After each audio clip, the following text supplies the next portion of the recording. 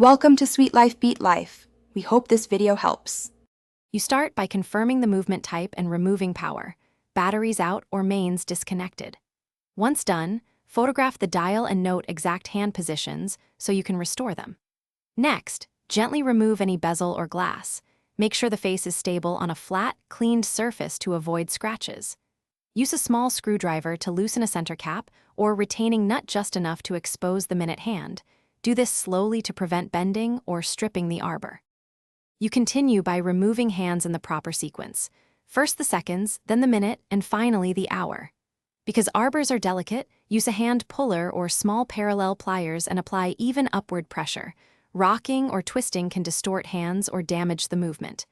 If a hand sticks, back off and apply a drop of light penetrating oil at the hub, wait, then retry.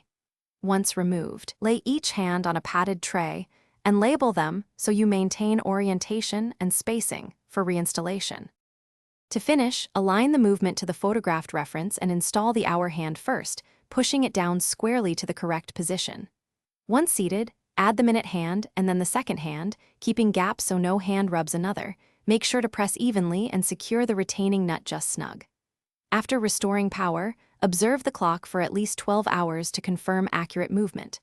Troubleshooting tip: if hands bind or stop, immediately remove the glass and check for misalignment or bent pivots before forcing adjustments.